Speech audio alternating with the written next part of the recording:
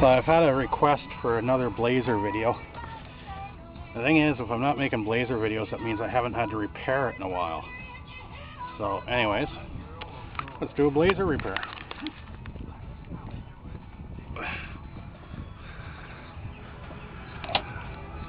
Don't know how that happened, but plug your ears.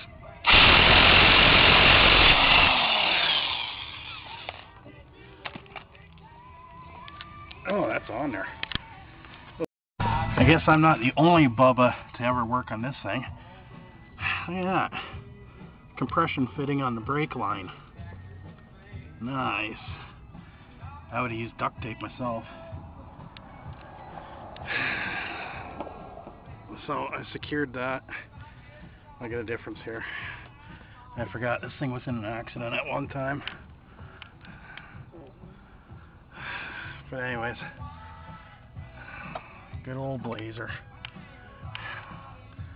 Got the Hank Williams going. It's a long weekend.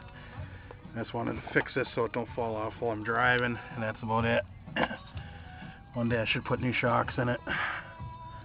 I don't think I'm going to keep it that long though. I think she's almost time to, as long as she lasts me to the fall.